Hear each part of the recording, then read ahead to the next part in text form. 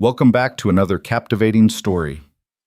Today, we're diving into a tale of betrayal, transformation, and the dangerous power of a woman who refuses to stay silent.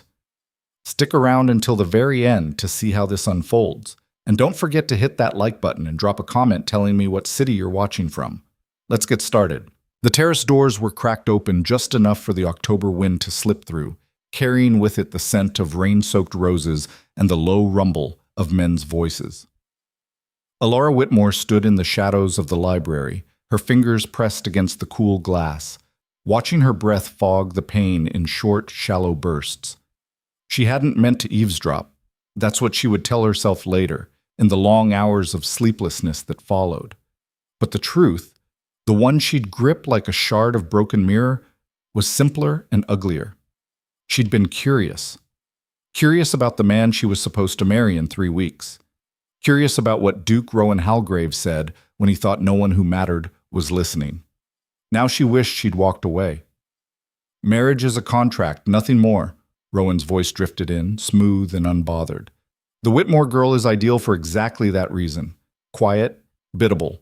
She won't interfere with my work or my privacy. I need an heir and a hostess who knows when to smile and when to disappear. She'll do both without complaint. Laughter followed. Not cruel laughter, but something worse. Easy, dismissive, the kind that came when men spoke about furniture or livestock. Sounds dreadfully boring, Halgrave. That was Lord Pemberton, his tone half mocking. What if she surprises you? Women have a way of doing that. She won't. Rowan's certainty was a blade. I've met her 4 times. She barely speaks unless spoken to. Her mother has her well trained. Frankly, that's the appeal. I can't afford a wife with opinions. Another round of chuckles. Someone clinked a glass. Alara's hand slipped from the window. She stepped back, her heart hammering so hard she thought it might crack a rib. The Persian rug beneath her feet seemed to tilt. The walls of her family's manor, walls she'd known since childhood, suddenly felt thin, like stage props that might collapse if she leaned too hard. Quiet, biddable, well-trained. She'd heard those words before. From her mother. From her tutors. From every suffocating parlor she'd ever sat in, hands folded, spine straight, smile fixed like a portrait that didn't breathe. But hearing them from him, from the man who was supposed to be her future, felt different. It felt like being erased. Alara moved on instinct, slipping out of the library and down the back corridor before anyone could see her. Her skirts whispered against the floor, her pulse roared in her ears.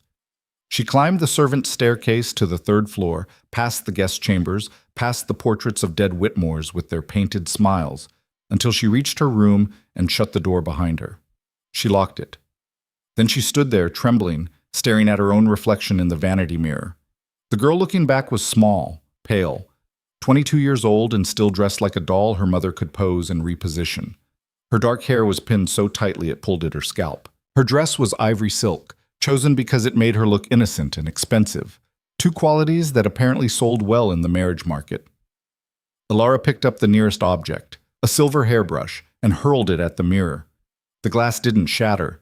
It just rattled, mocking her. She sank onto the edge of her bed, pressing her palms against her eyes until she saw stars. For a moment she let herself feel it. All of it. The humiliation, the smallness, the sharp, breathless realization that she'd spent her entire life preparing to be this, a convenience, a solution to someone else's problem. And then, beneath the hurt, something else stirred, something colder. She thought about her mother, who'd spent 26 years married to a man who never loved her and had taught Alara that survival meant silence. She thought about her father, who'd gambled away half their estate and then sold his daughter to the highest bidder to cover his losses. She thought about every rule she'd followed, every word she'd swallowed, every time she'd made herself smaller to fit into a space that was never meant for her. And she thought about Rowan Halgrave standing on that terrace, speaking about her like she was a piece of furniture he'd ordered from a catalog. Alara stood up.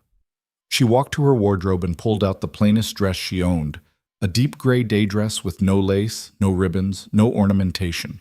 She changed quickly, yanking the pins from her hair until it fell loose around her shoulders. She didn't look like a bride anymore. She looked like someone who'd just woken up. There was a knock at the door. "Alara?" her mother's voice tight with worry. "What are you doing in there? The Duke is still here. You need to come downstairs and—" "I'm not feeling well," Alara called back, surprised at how steady her voice sounded. "Please give the Duke my apologies." A pause. Then sharper, "Alara Whitmore, you open this door right now." "I said I'm not feeling well." Silence. Then footsteps retreating down the hall, quick and angry. Alara sat at her writing desk and pulled out a blank sheet of paper. Her hands didn't shake. She dipped her pen in ink and began to write. Not a letter, not a diary entry, a plan. The next morning, Alara came down to breakfast like nothing had happened. Her mother was already seated, her mouth a thin line of disapproval. Her father didn't look up from his newspaper. The staff moved quietly, pouring tea, setting down plates of toast and soft-boiled eggs. "You embarrassed me last night," her mother said without preamble. Alara spread jam on her toast. "I apologized. You hid in your room like a child. I wasn't feeling well. You were perfectly fine at dinner." Alara took a bite, chewing slowly. Her mother's eyes narrowed. "The Duke asked after you," she continued, her voice edged with warning. "I told him you were overcome with excitement about the wedding. He seemed unconvinced. How unfortunate." Her mother's teacup rattled against the saucer. "Alara, I don't know what's gotten into you, but I suggest you remember what's at stake here. This marriage is the only thing standing between this family and financial ruin. Your father's debts are not my responsibility." The words landed like a slap. Her father finally looked up, his face red. "You ungrateful—" "I'll marry him," Alara said calmly, as agreed. "But let's not pretend this is about anything other than money. You're selling me, and he's buying. Let's at least be honest about the transaction." Her mother stood so quickly, her chair scraped against the floor. "Go to your room." "I'm 22, Mother. I'm not a child you can send away when I speak out of turn. You are my daughter, and you will do as I say." Alara met her mother's gaze and smiled. It wasn't a kind smile. "For now," she said softly. Then she stood, folded her napkin, and walked out of the dining room with her head high. The engagement ball was 3 days later, held at the Halgrave estate, a sprawling Gothic manor that looked like it had been designed to intimidate. Alara arrived with her parents in a carriage that smelled of her mother's rosewater perfume and her father's nervous sweat. "Smile," her mother hissed as they approached the entrance. "And for heaven's sake, don't say anything strange." Alara smiled. The ballroom was a spectacle of wealth, crystal chandeliers, gold-trimmed everything, women in gowns that cost more than most people earned in a year. Alara recognized half the faces, the same aristocrats who'd been whispering about her family's financial troubles for months. The same women who smiled to her face and shredded her reputation the moment she turned away. And there, at the center of it all, was Rowan Halgrave. He was handsome, she'd give him that. Tall, broad-shouldered, with dark hair and the kind of sharp features that looked good in oil paintings. He wore his power like a second skin, effortless, unquestioned. When he moved through the crowd, people stepped aside without thinking. He saw her and smiled. It was a polite smile. A rehearsed smile. "Miss Whitmore," he said, taking her hand and brushing his lips across her knuckles. "You look lovely." "Thank you, Your Grace." "I trust you're feeling better?" "Much." His eyes flicked over her, assessing, cataloging. She could almost hear his thoughts, quiet, biddable, performing exactly as expected. "I'm glad," he said. "Shall we?" He offered his arm. She took it. They moved through the room together, greeting guests, accepting congratulations, playing their parts perfectly. Alara's mother watched from across the room, her expression tight with relief. Her father had already disappeared toward the card tables. "Your home is beautiful," Alara said as they paused near one of the floor-to-ceiling windows. "Thank you. It's been in my family for 6 generations. That must be a comfort. Knowing your place in the world." He glanced at her, something almost curious flickering in his expression. "I suppose it is." "I've never had that," she continued, her voice light, conversational. "A place, I mean. I've always been in between things, not quite important enough to matter, but not unimportant enough to ignore." Rowan's smile tightened. "I'm sure that's not true." "Isn't it? She turned to face him fully, her eyes wide and guileless. "You barely know me, Your Grace. How would you know what's true about me?" For a moment he seemed thrown. Then he recovered, his expression smoothing back into polite neutrality. "You're right. I look forward to getting to know you better." "Do you?" The question hung between them, sharper than she'd intended. Before he could answer, Lord Pemberton appeared, clapping Rowan on the shoulder. "Halgrave, there you are. We need you to settle a debate about the new trade policies." "Excuse me," Rowan said to Alara, his relief barely hidden. She watched him walk away, surrounded by men who hung on his every word, and she smiled. Mamt. The first real crack came 2 days later, at Lady Ashford's garden party. It was the kind of event Alara normally endured in silence. Too many people, too much small talk, too many rules about who could speak to whom and what topics were acceptable. She'd perfected the art of fading into the background, of nodding along while the other women discussed fashion and gossip and the weather. But something had shifted. She felt it the moment she stepped into Lady Ashford's rose garden, a kind of restless energy, like her skin didn't fit right anymore. The conversations around her sounded hollow, the laughter felt staged. Everyone was performing, and suddenly she couldn't remember why she was supposed to pretend along with them. "Miss Whitmore?" Lady Pemberton swept over, her smile sharp. "How lovely to see you. We were just discussing your upcoming wedding. You must be so excited." "Thrilled," Alara said flatly. Lady Pemberton's smile faltered. "Well, yes, of course. The Duke is quite a catch." "Is he?" A few heads turned. "I mean," Alara continued, her voice carrying just enough to draw attention, "what exactly makes a man a catch? Wealth? Title? The ability to reduce another human being to a convenience?" Someone gasped. Lady Pemberton's face went red. "Miss Whitmore, I don't think—" "Of course you don't," Alara said pleasantly. "None of us do. That's the problem." She walked away, leaving a stunned silence in her wake. By the time she reached the refreshment table, half the party was staring at her. Her mother looked ready to faint, but Alara just picked up a glass of lemonade and took a sip, her hands perfectly steady. Across the garden, she caught sight of Rowan. He was watching her, his expression unreadable. She raised her glass in a mock toast. Then she turned and walked away. The rumors started that night. By the next morning, they were everywhere. Miss Whitmore has gone mad. Miss Whitmore insulted Lady Pemberton. Miss Whitmore is trying to sabotage her own engagement. Alara's mother confronted her in the drawing room, her voice shaking with fury. "What were you thinking?" "I was thinking," Alara said calmly, "that I'm tired of pretending." "Pretending? Pretending what?" "That any of this matters. That any of you care about anything other than appearances and money and who's sleeping with whom." Her mother's hand flew up, but Alara caught her wrist mid-swing. "Don't," Alara said quietly. Her mother jerked back, her eyes wide. For the first time in Alara's life, she saw something in her mother's face that wasn't anger or disappointment. She saw fear. "You're going to ruin everything," her mother whispered. "Maybe," Alara said. "Or maybe I'm finally going to do something that matters." She left her mother standing there and walked out into the October sunlight, feeling lighter than she had in years. The next society event was a dinner at the Halgrave estate, a formal affair with 20 guests, 5 courses, and enough silver cutlery to fund a small village for a year. Alara arrived in a midnight blue gown that her mother had tried to veto as too bold, her hair swept up in a style that made her look older, sharper. She was seated, predictably, between 2 elderly lords who barely acknowledged her existence. Perfect. The first course was served, some kind of soup that tasted like cream and pretension. Conversation flowed around her, the usual drivel about politics and hunting and who'd been seen where with whom.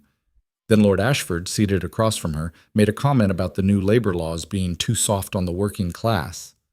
Alara set down her spoon. "Too soft?" she repeated. Lord Ashford blinked at her, clearly surprised she'd spoken. "Well, yes.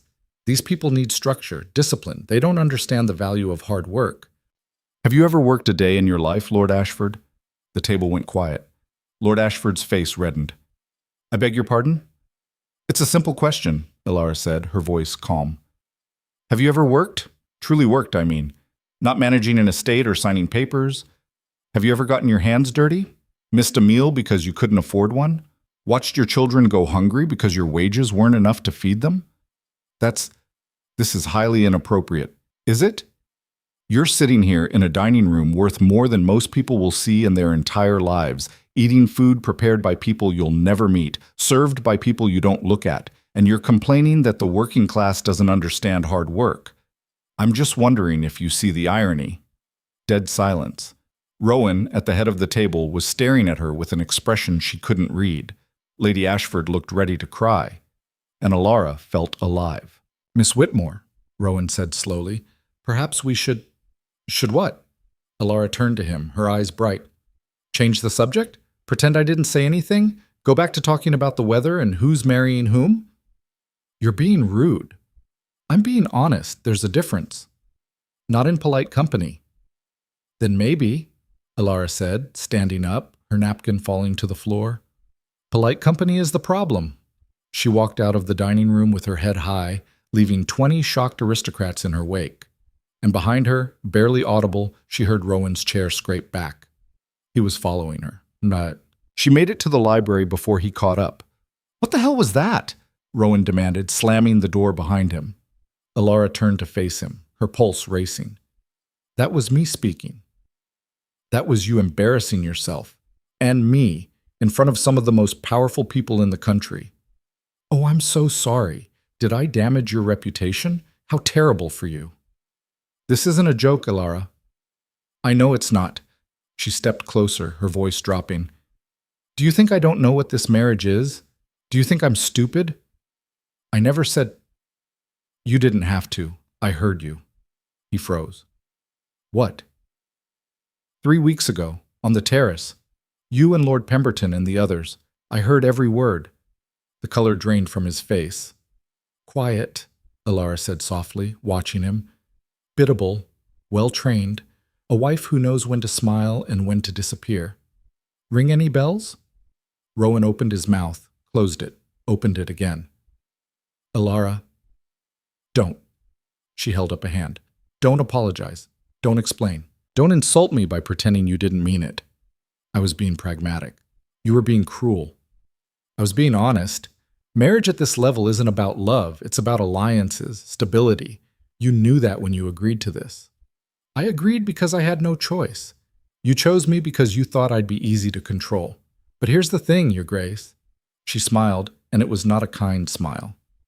You were wrong. He stared at her, his jaw tight. What do you want? I want you to see me, not as a convenience, not as a solution to a problem, as a person. A real, complicated, infuriating person who is done being small. And if I can't, then this is going to be a very long marriage.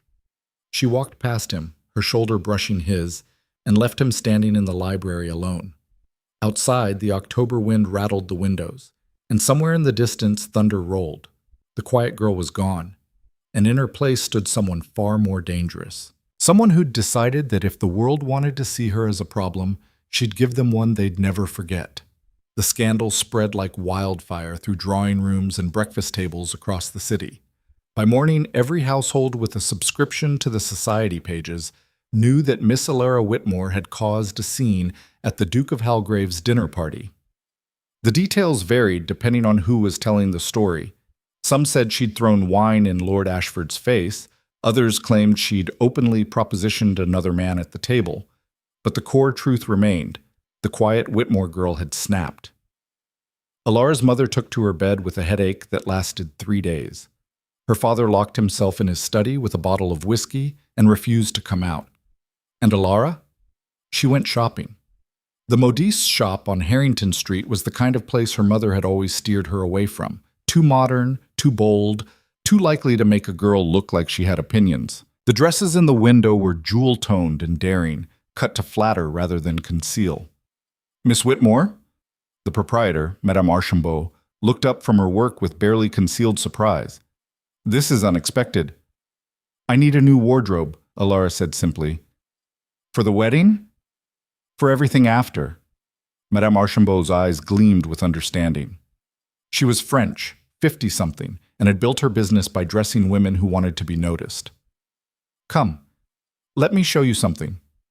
2 hours later, Alara left the shop with orders for 6 new gowns, 3-day dresses, and a riding habit in deep forest green that her mother would absolutely hate. She felt lighter with each step, as if she were shedding an old skin. She was halfway home when she saw him. Rowan stood on the corner near the park, clearly waiting. He wasn't in his usual formal attire, just a dark coat and simple waistcoat, his hair slightly disheveled by the wind. He looked almost human. Almost. "We need to talk," he said without preamble. "I disagree." "Alara." He stepped in front of her, blocking her path. "You can't just walk away from this. Watch me." She tried to move past him, but he caught her arm, not roughly, but firmly enough to make her stop. "Let go of me," she said quietly. He did, immediately, his hands dropping to his sides. "I'm not trying to control you." Could have fooled me. "I'm trying to understand what the hell is happening. A month ago you were quiet, biddable, well-trained." His jaw tightened. "I came to apologize." That stopped her. She turned to face him fully, searching his expression for traces of insincerity. "Go on then." "What I said on the terrace was—" He paused, clearly struggling. "It was callous and unfair. You didn't deserve to be spoken about that way." "But you meant it." "At the time, yes." "And now?" He ran a hand through his hair, frustration bleeding through his carefully maintained composure. "Now I don't know what to think. You've turned into someone I don't recognize." "I haven't turned into anyone," Alara said sharply. "I've always been this person. You just never bothered to look." "That's not fair." "Isn't it? You chose me because you thought I'd be easy to manage. A decorative wife who'd produce heirs and stay out of your way. You wanted a portrait, not a person. I wanted stability. You wanted control." She stepped closer, her voice dropping. "And the moment you realized you couldn't have it, you panicked. That's what this is, Rowan. You're not sorry you hurt me. You're sorry I'm not playing along anymore." His eyes flashed. "You think I'm that shallow?" "I think you're that scared." They stood there on the street corner, the city moving around them, carriages rattling past, vendors calling out their wares, a violinist playing something mournful near the park entrance. People stared, but Alara didn't care anymore. "I don't want to fight with you," Rowan said finally. "Then stop trying to make me small." "I'm not—" He stopped himself, taking a breath. "What do you want from me, Alara? Tell me what you want, and I'll try to give it to you. I want you to see me as your equal, not your possession, not your project, your equal. We're getting married in 2 weeks. That makes you my wife, not my equal." The words hung between them like a slap. Alara smiled, but it didn't reach her eyes. "Thank you for clarifying that, Your Grace." She walked away, and this time he didn't follow. The next blow came from an unexpected direction. Alara was in the garden, reading, or trying to read. Her mind kept drifting. When her younger sister Margaret appeared on the path, her face pale. "You need to come inside," Margaret said. "Mother wants to see you, and she's brought reinforcements." Alara's stomach sank. "Who?" "Aunt Beatrice." Damn.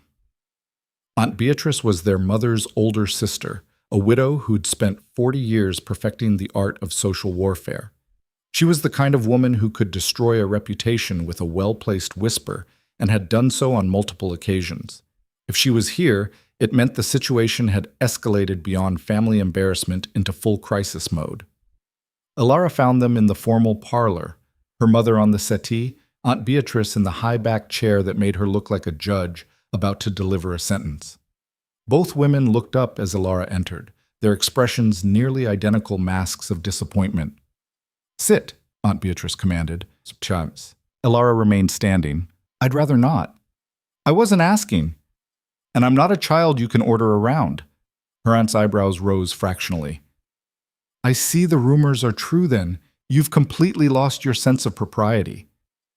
"I've lost my patience with pretending to be someone I'm not." "Do you have any idea what you've done?" Her mother's voice was shrill, close to breaking. "The Duke is threatening to call off the engagement." That got Alara's attention. "Is he?" "Don't sound so pleased," Aunt Beatrice snapped. "If this marriage falls through, your family is ruined. Your father's debts will be called in, this house will be sold, and you'll all be out on the street." Is that what you want? What I want, Alara said carefully, is to not be sold like livestock to cover my father's gambling debts. Her mother gasped. Aunt Beatrice's expression hardened. How dare you speak about your father that way, her mother said. After everything we've sacrificed for you, what exactly have you sacrificed? Your comfort, your social standing. Because from where I'm standing, I'm the only one making sacrifices here. You ungrateful. I'm not ungrateful. I'm realistic.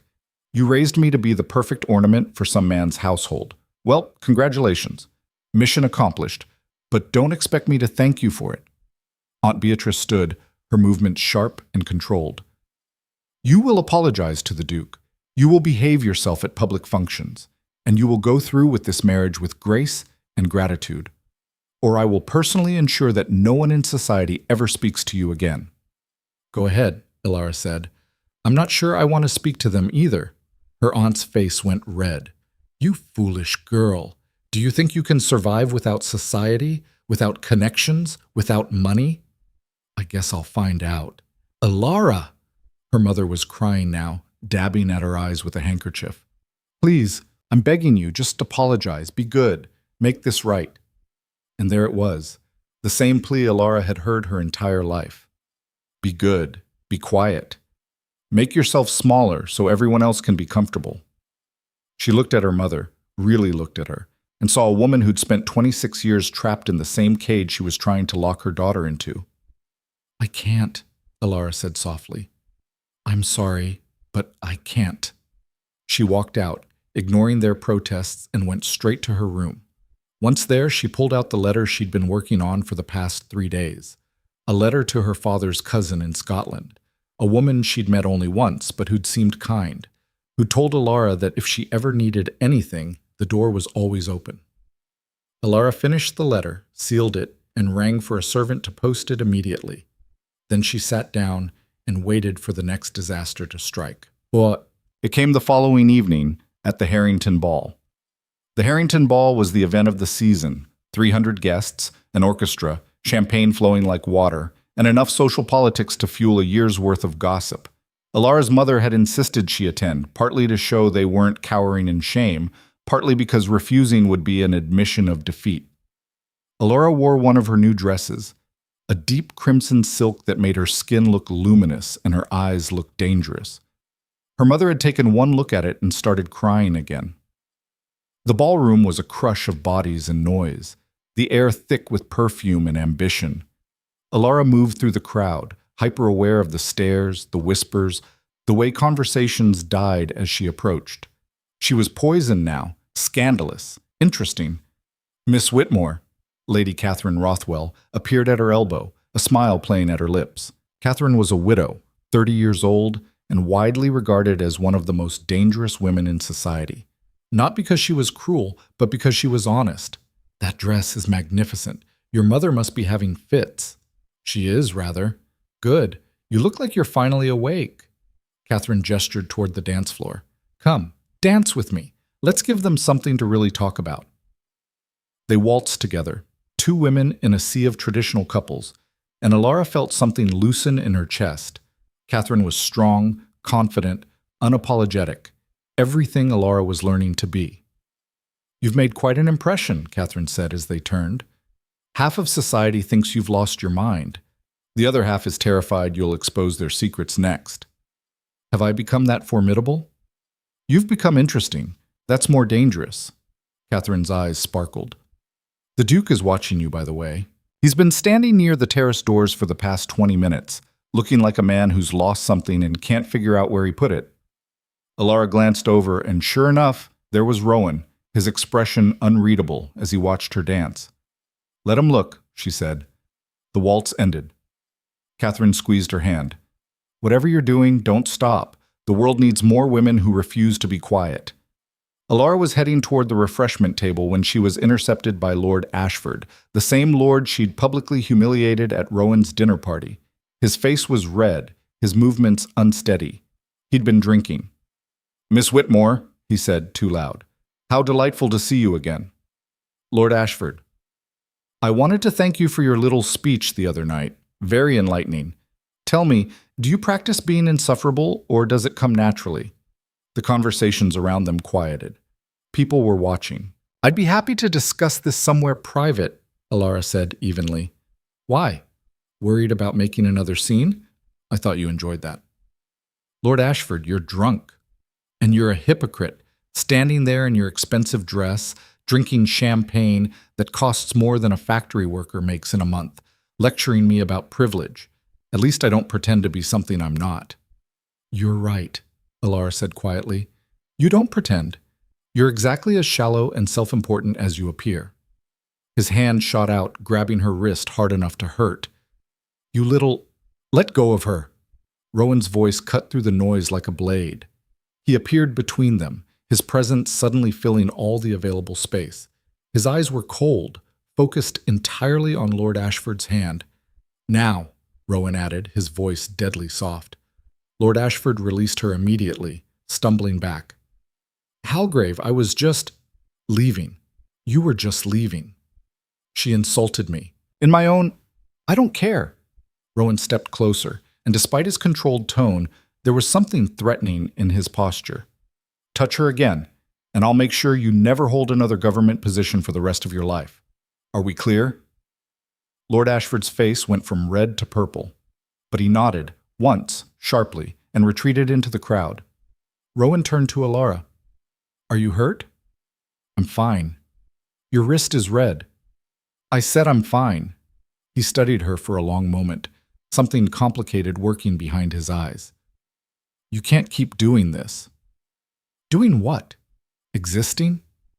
Provoking people, making enemies. I'm not making enemies. I'm just refusing to let them ignore me. There's a difference between being seen and being reckless. Is there? She pulled her arm free, angry now. You wanted me invisible, Rowan. You wanted a wife who'd disappear on command.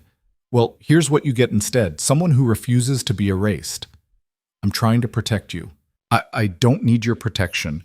I need you to stop treating me like a problem to be managed.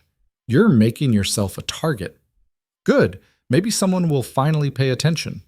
She walked away from him, out onto the terrace, needing air, needing space. Behind her, the ball continued, music and laughter and the performance of civility. She gripped the stone railing, her hands shaking with adrenaline. Footsteps behind her. She didn't turn around. I'm not going to apologize, she said. I'm not asking you to. Rowan's voice closer than she expected. I just want to understand. Understand what? Why you're trying so hard to destroy yourself. That made her turn. Is that what you think I'm doing? What else am I supposed to think? You're alienating everyone, burning bridges, making yourself into a pariah? For what? To prove a point? To prove I exist, she said fiercely. To prove I'm more than what you wanted me to be. I never wanted you to be nothing. You wanted me to be convenient. That's worse. He flinched like she'd struck him. The moonlight caught the angles of his face, making him look younger, more uncertain. I don't know how to do this, he said finally. I don't know how to be what you need. I don't need you to be anything. I just need you to stop trying to make me less. I'm not... He stopped, closed his eyes, took a breath. When he opened them again, something had shifted. You're right, about all of it. I did choose you because I thought you'd be easy. I did want control, and I've been furious with you for taking it away. That's the first honest thing you've said to me. I know. He stepped closer, his voice dropping. I'm not good at this. At honesty. At vulnerability. I was raised to be in control of everything, including my own emotions. But you've made that impossible. Is that supposed to be a compliment? It's supposed to be the truth. They stood there in the moonlight, the sounds of the ball muted behind the glass doors. Alara could see the struggle in his face, duty warring with something else, something he didn't seem to have words for. What do you want from me, Rowan? I don't know, he admitted. A month ago, I would have said I wanted a quiet life. A simple arrangement, but now, he trailed off, looking lost. Now? Now I can't stop thinking about you, about the way you looked at Lord Ashford like you were daring him to underestimate you, About the way you walked out of that dinner party with your head high. You're infuriating and reckless and completely impossible, and I—" He stopped himself, jaw tight. "You what?" Alara pressed. "I want to know you. The real you. Not the version your mother trained you to be, and not this angry warrior you're performing for society. I want to know who you are when no one's watching." It was the most vulnerable thing she'd ever heard him say, and it terrified her. "I don't know if I can trust you," she said honestly. "I know. You hurt me. I know that too. This doesn't fix anything. I'm not trying to fix it. I'm just trying to be honest." He reached out, hesitant, and when she didn't pull away, his fingers brushed her cheek. "Give me a chance, Alara. A real one. Let me prove I can do better." She wanted to say no, wanted to protect herself, to keep the walls high and the distance safe. But standing there in the moonlight, looking at a man who was finally seeing her, she felt something crack open in her chest. "One chance," she said.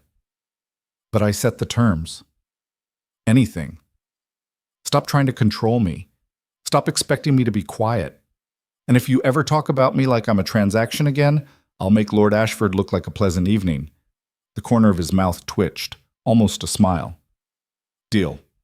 The terrace door burst open. Alara's mother appeared, her face frantic. "Alara, we need to leave. Now."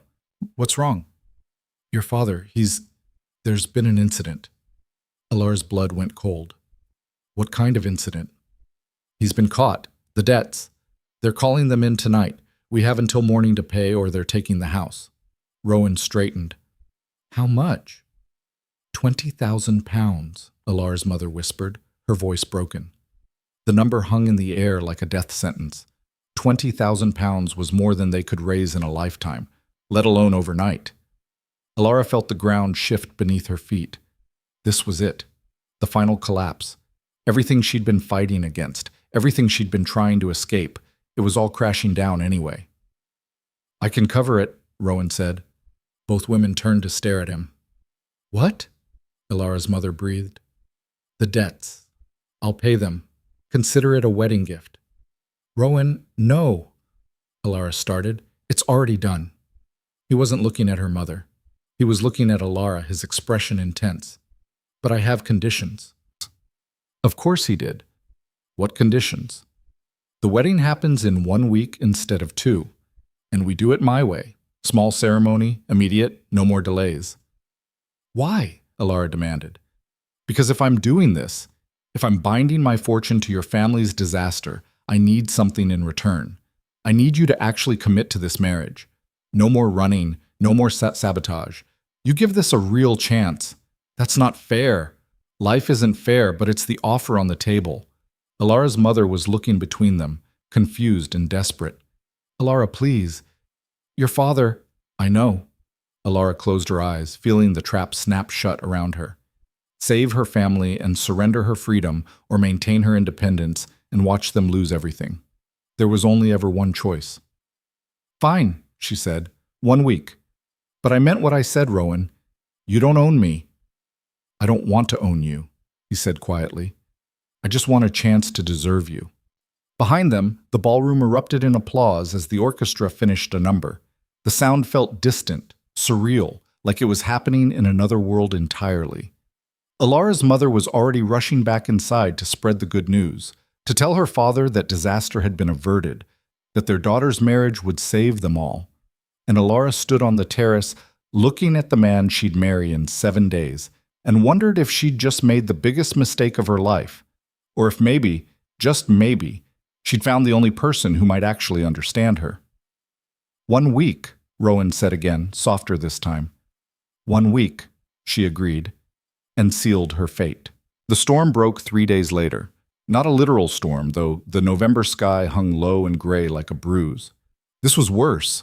The kind of storm that happened in drawing rooms and behind closed doors. The kind that destroyed reputations and ruined lives without a single drop of rain. Alara woke to find her mother standing at the foot of her bed, holding a newspaper with shaking hands. "Read it," her mother said. Her voice was flat, empty. Alara sat up, taking the paper.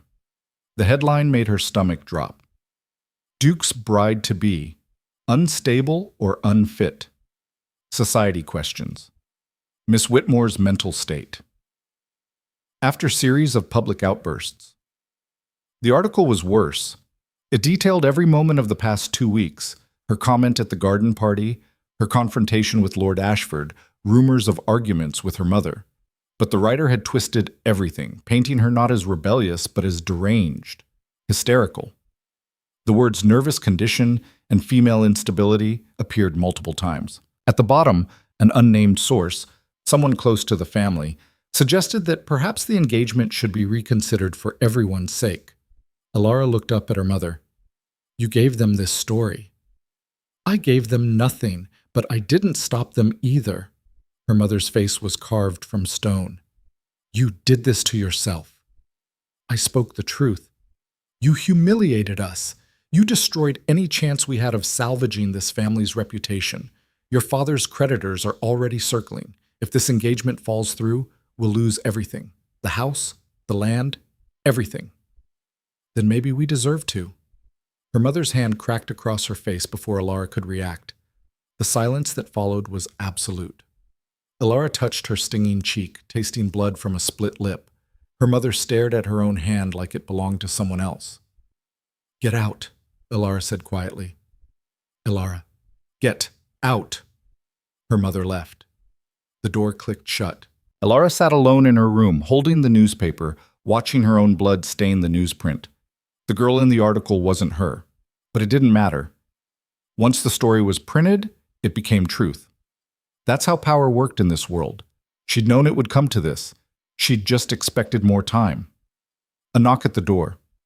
Miss Whitmore? The housekeeper's voice. The Duke is here to see you. Of course he was. Alara changed quickly, ignoring the bruise blooming along her cheekbone. She went downstairs in the same gray dress she'd worn the night she overheard him, plain, unadorned, deliberate. Rowan was waiting in the drawing room, the newspaper spread on the table between them like evidence at a trial. Did you read it? He asked without preamble. Yes. And it's garbage, but effective garbage. He studied her face, his eyes catching on the bruise, his expression darkened. Who did that? Does it matter? Yes. She almost laughed. Why? Because I'm your property now? Because someone damaged your investment? Because someone hurt you, and I want to know who. The sincerity in his voice caught her off guard. She turned away, crossing to the window. Outside, rain had started to fall. My mother, she said finally. She's afraid. Fear makes people cruel. She shouldn't have. No, she shouldn't have. But neither should you. Neither should any of us. Alara turned back to face him. You came here to end the engagement, so do it. I won't fight you. Rowan stood, walked toward her, stopped close enough that she could see the tension in his jaw, the exhaustion around his eyes. I'm not here to end anything, he said. Then why are you here? To ask you to stop. The words landed like a slap. Alara felt something cold settle in her chest. Stop what exactly? This, whatever you're doing, the outbursts, the confrontations. You're destroying yourself and you're taking both our families down with you. I'm telling the truth. The truth? His voice rose. The truth is a luxury people like us can't afford. We live in a system, Alara, a fragile, ridiculous system held together by manners and money and the willingness to pretend everything is fine. You can't just kick the legs out from under it because you're angry. Why not? Because when it falls, it crushes everyone beneath it, including you. She stared at him. You really believe that, don't you? You actually think silence is survival. I think silence is smart. I think knowing when to speak and when to stay quiet is the difference between having power and being destroyed by it. Then we have very different definitions of power. Clearly. They stood there, locked in a stalemate that felt older than both of them. I'm not going to change, Alara said finally. If that's what you came here hoping for, that I'd apologize, put my head down, go back to being quiet, you're going to be disappointed. I know. Then what do you want from me? Rowan ran a hand through his hair, the gesture so uncharacteristic that it startled her. I don't know. I came here thinking I knew, thinking I'd convince you to stop or end the engagement or something. But now I'm here and you're bleeding and I just... He stopped, started again. I want to understand why you're willing to destroy everything for this. Because I'd rather be destroyed standing up than survive on my knees. The words hung between them, raw and unyielding. That's easy to say when you've never actually been destroyed, Rowan said quietly. Isn't it? Alara stepped closer. Tell me, Your Grace, what are you so afraid of? What's the worst thing that could happen if you stopped pretending? If you actually said what you thought instead of what's expected? I'd lose everything. You'd lose control. That's not the same thing. In my world, it is. Then maybe, Alara said, your world is too small. He stared at her, something shifting behind his eyes. For a moment, she thought he might actually hear her, actually see past his own fear to what she was trying to say. Then he stepped back. I can't do this, he said. Do what? Whatever this is, this war you're waging, I can't be part of it. I'm not asking you to be. Yes, you are. By being engaged to me, you're making me part of every fight you pick, every scandal you create. I have responsibilities, Alara, tenants who depend on me, businesses, people's livelihoods. I can't throw that away because you're trying to make a point. This isn't about making a point. This is about refusing to disappear. Then refuse somewhere else. The cruelty of it, the casual dismissal, hit her like a physical blow. Get out, she said. Alara, I said get out. Go back to your estate and your responsibilities and your comfortable silence. But don't come back here and tell me I'm the problem. You chose a bride you thought would be easy to control, and now you're angry that she's human. That's on you. Rowan's jaw tightened. I never said you weren't human. You didn't have to. You said it on that terrace 3 weeks ago. Quiet, biddable, well-trained. Those aren't words you use for a person, Rowan. Those are words you use for a pet. He flinched. I'll see myself out, he said. She watched him go, something breaking and hardening in her chest all at once. When the door closed, she sat down in the chair he'd abandoned and let herself shake. The next blow came faster than she'd expected. 2 days later, her father summoned her to his study. He was drunk. She could tell by the way he gripped the edge of his desk, knuckles white. You've ruined us, he said without looking at her. Father, I received a letter from the Duke this morning. He's calling off the engagement. The room tilted. Alara gripped the back of a chair to steady herself. He can't do that. There's a contract. There's a clause. If either party is deemed mentally unfit, the contract is void. He's invoking it. The newspaper article. The rumors. Rowan had built his exit, and she'd handed him the tools. You did this, her father continued, his voice rising. You and your need to be difficult. Your mother warned you, I warned you, but you couldn't just be normal. Normal, Alara repeated. You mean silent. I mean reasonable, compliant, whatever you want to call it. Instead, you humiliated us, made us a laughingstock. And now... He pulled open a drawer, threw a stack of papers at her. They scattered across the floor. Bills, notices, threats from creditors. We have 60 days, he said. 60 days to pay what we owe or we lose everything. The house, the land. I'll end up in debtor's prison. Your mother will end up in... He couldn't finish. And you? Without a marriage, without a dowry, without a reputation, you'll end up worse. Alara stared at the papers, her mind racing. I'll fix it. Her father laughed. It was an ugly sound. How? By apologizing? By begging? The Duke has made his decision. You're damaged goods now. No one will have you. Then I'll find another way. There is no other way. She met his eyes. There's always another way. You just have to be willing to do things you've never done before. What does that even mean? She didn't answer. She gathered the papers from the floor, her hands steady, and walked out of the study. Her father called after her, but she didn't stop. Us. That night, Alara broke into the Duke's estate. It wasn't difficult. The servants' entrance was poorly guarded, and she'd watched the estate enough during dinner parties to know the layout. She moved through the darkened hallways like a ghost, her heart hammering, every shadow a potential threat. She found what she was looking for in Rowan's private study, a locked cabinet behind his desk. It took her 20 minutes and a hairpin to crack it open. Inside were documents, contracts, letters, and beneath them, something that made her breath catch, a ledger. She pulled it out, flipping through pages of carefully recorded numbers, transactions, payments, names she recognized, lords, politicians, businessmen, and beside each name, a note. Blackmail. Rowan Halgrave, the perfect duke, the man who claimed to care about responsibility and stability, had built his power on secrets. He collected them like other men collected art. Information about affairs, gambling debts, illegitimate children, financial crimes, and he'd use that information to control people, to bend them to his will. Alara's hands shook as she read. Some of the names were her father's friends. Some were men who'd sat at her dinner table. All of them were trapped. This was how Rowan maintained control, not through honor or leadership, through fear. She heard footsteps in the hallway. Alara shoved the ledger into her bag and moved toward the window, but it was too late. The door opened. Rowan stood in the doorway, a candle in his hand, his face shadowed. "I knew you'd come," he said quietly. Alara's hand went to the bag. "Did you?" "You're predictable. When cornered, you attack." He stepped into the room, closing the door behind him. "What did you take?"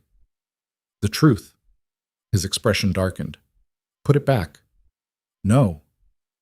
"Alara, you don't understand what you're holding. That ledger, if it gets out, it won't just destroy me. It will destroy dozens of families. People will lose everything." "Like my family is about to lose everything?" "That's different." "Is it?" "You're about to ruin us because I embarrassed you. How is that any different from what's in this book?" Rowan moved closer. "I ended our engagement because you're dangerous. Because you don't understand the rules.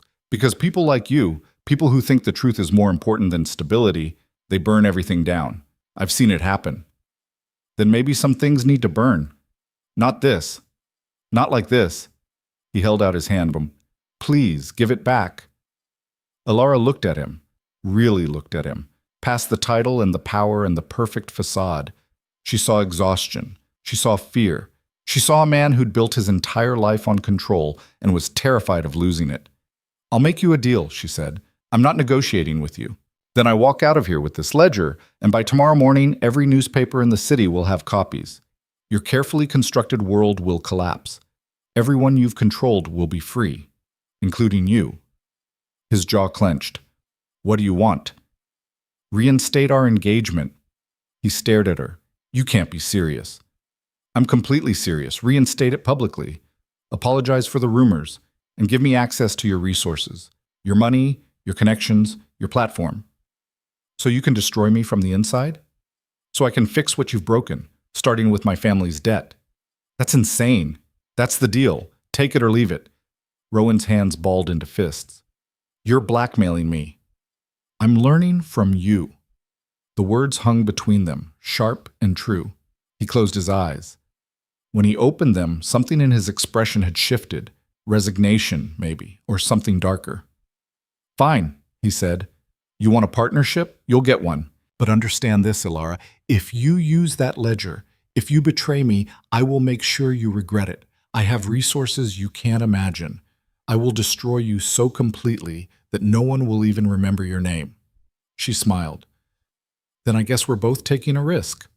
She walked past him, the ledger heavy in her bag. At the door, she paused. "One more thing." "What?" "In public, we're the perfect couple, deeply in love. Reformed bride, devoted groom, whatever story sells." "And in private?" "In private, we tell each other the truth. No games, no lies. If we're going to do this, we do it honestly."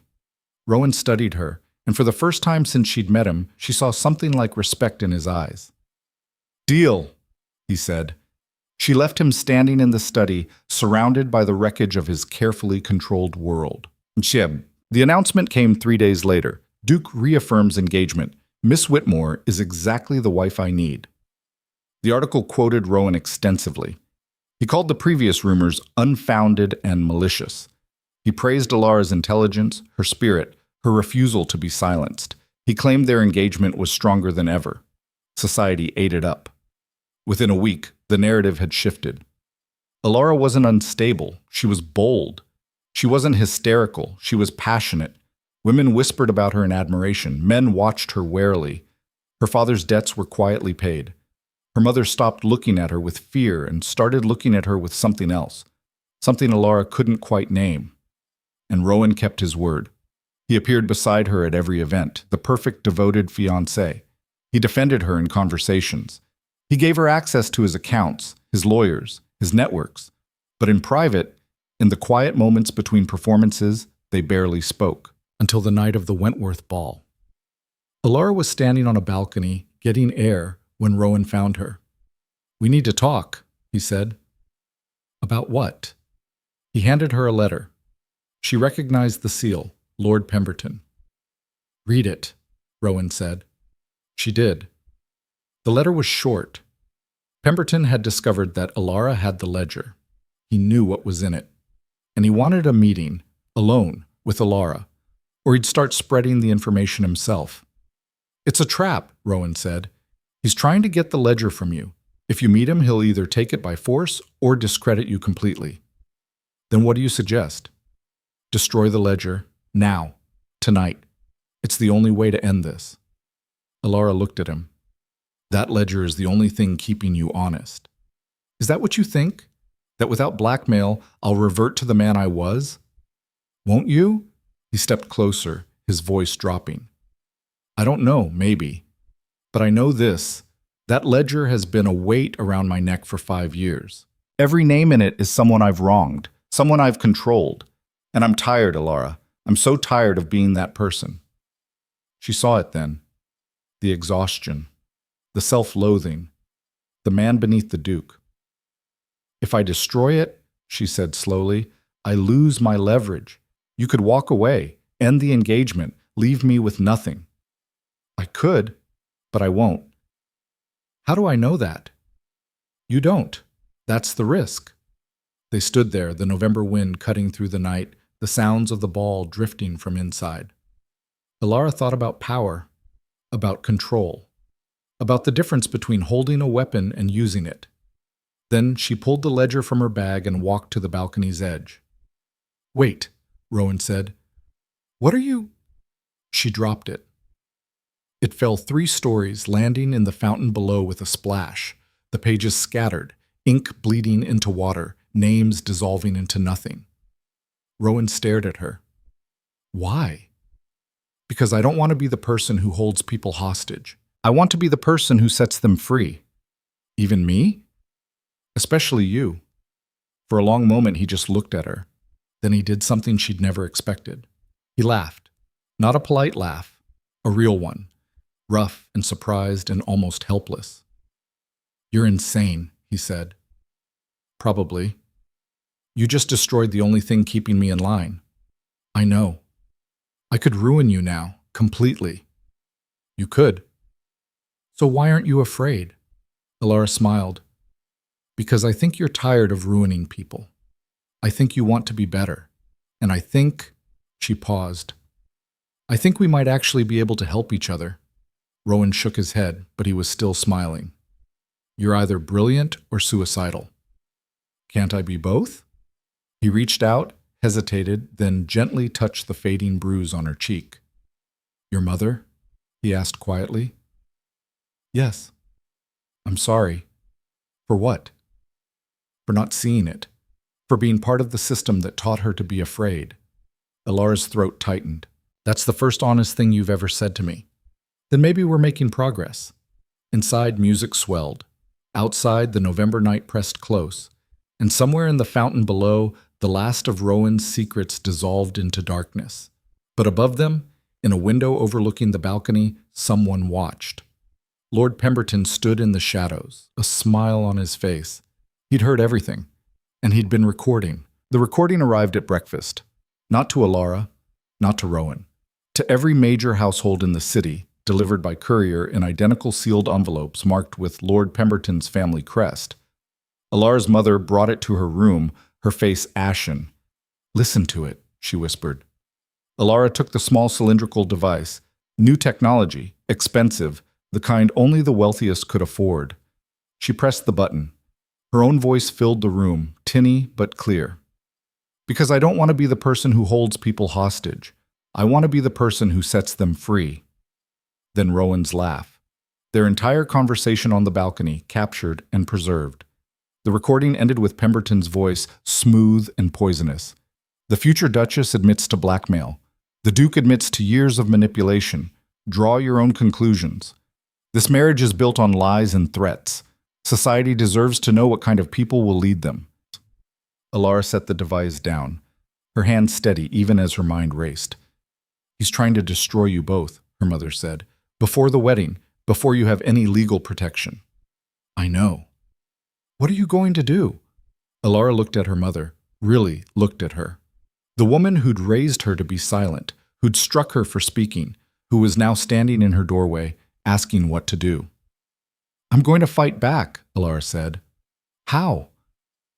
I don't know yet, but I'll figure it out. Her mother's eyes filled with tears. I'm sorry for hitting you, for not believing you, for teaching you that the only way to survive was to disappear. You were doing what you thought you had to. That's not an excuse. No, Alara agreed. It's not, but it's a start. Her mother nodded and left. Alara dressed quickly, her mind working through possibilities. Pemberton had made his move. Now she needed to make hers. She found Rowan already in the drawing room, 3 identical recordings spread on the table in front of him. His face was pale, his jaw tight. He's declaring war, Rowan said without looking up. Yes. Every household in our circle has this by now. By tonight, the story will be everywhere. By tomorrow, we'll be pariahs. Unless we control the narrative. Rowan finally looked at her. How do you control this? We admitted everything. There's no spinning it. We don't spin it. We own it. That's suicide. It's honesty. And right now, that's the only weapon we have. He stood, pacing. You don't understand what you're suggesting. If we admit to blackmail, to manipulation, I'll lose everything. My title, my estate, your control, yes. That's the point. This isn't a game, Alara. I know it's not, but hiding doesn't work anymore. Pemberton made sure of that. So we have 2 choices. We run and let him win, or we stand and fight on our terms. By admitting we're exactly what he says we are? By admitting we were those people, and then showing who we're trying to become. Rowan stared at her like she'd suggested they set the house on fire. That's insane. Probably, but it's also the only move he won't expect. A knock at the door. A servant entered, looking nervous. Your Grace, there's a crowd forming outside. Reporters, people from the city. They're demanding a statement. Rowan cursed under his breath. Alara walked to the window. He was right. Dozens of people packed the street, their faces angry, curious, hungry for scandal. We have an hour, she said. Maybe less before this gets out of hand. An hour to do what? To get ahead of the story. To tell our version before Pemberton tells his. We don't have a version. We have a recording of us admitting to crimes. We have a recording of 2 people trying to break free from a broken system. That's the version. Rowan shook his head. You're gambling with everything. So is Pemberton. The difference is he thinks we'll fold. Let's prove him wrong. For a long moment, Rowan just looked at her. Then something shifted in his expression. Not quite trust, but close. What do you need? He asked. A platform, something public, something everyone can see. The Crown Theater is hosting a charity gala tonight. Half of society will be there. Can you get us in? I'm the primary patron. I can do better than get us in. I can get us on stage. Alara felt a cold thrill run through her. Then that's where we make our stand. You're sure about this? No, but I'm doing it anyway. Rowan almost smiled. I'm starting to think you enjoy chaos. I enjoy not being powerless. There's a difference. They spent the next 6 hours preparing, not rehearsing. Alara refused to script it, but planning, deciding what to admit, what to defend, what to demand. Rowan's lawyers arrived, panic-stricken, insisting this was professional suicide. Alara's father showed up drunk, shouting about family honor. Her mother sent them both away. By evening, the crowd outside had tripled. News of the recording had spread. People were calling for Rowan's arrest, for Alara's commitment to an asylum. The world was closing in. Alara dressed in midnight blue, the same dress she'd worn when she confronted Lord Ashford. Armor, not decoration. Her hair was swept back, severe. No jewelry except for the engagement ring Rowan had given her weeks ago. She stared at it. A circle of diamonds that had once felt like a shackle. Now it felt like a promise. Rowan found her in the hallway before they left. "Last chance to run," he said. "Are you running?" "No?" "Then neither am I." They arrived at the Crown Theatre separately. Propriety demanded it, even now. The gala was in full swing, hundreds of aristocrats in their finest, champagne-flowing, orchestra playing, the perfect picture of civilization. Alara walked in alone and felt every eye turned toward her. The whispers started immediately. She heard fragments as she moved through the crowd. "Can't believe she'd show her face. Blackmail, they're saying. Always knew there was something wrong with her." She kept walking, head high, until she reached the front where Rowan stood with the theater director. "Are you ready?" Rowan asked quietly. "Yes." "This is going to get ugly." "I know." The director, a thin man named Carlyle, looked between them nervously. "Your Grace, I really must protest. Using the gala for a personal statement is highly irregular. It's my theater, Carlyle. I'll use it how I see fit. But the scandal, it is already here. We're just meeting it head on." Carlyle swallowed and nodded. The orchestra finished their piece. The crowd applauded politely. Then Rowan walked onto the stage. The applause died instantly. "Good evening," he said. His voice carried through the theater, strong and clear. "Thank you all for coming. I know you're here for entertainment and charity. But tonight, before we continue, I need to address something that can't wait." The crowd shifted, uncomfortable, curious. By now, most of you have heard a recording, a private conversation between myself and Miss Whitmore, captured and distributed by Lord Pemberton. In it, we discuss things that sound damning: blackmail, manipulation, control. Someone in the crowd shouted, "You should be arrested." Rowan didn't flinch. "Perhaps, but first, let me tell you why." He gestured to Alara.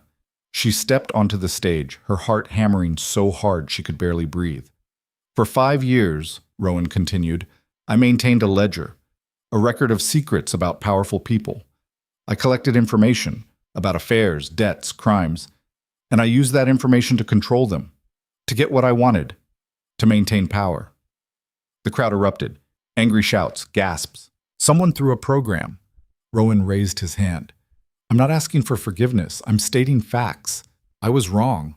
I built my influence on fear and manipulation, and I justified it by telling myself everyone else did the same, that it was just how the world worked. And then I met her." He looked at Alara.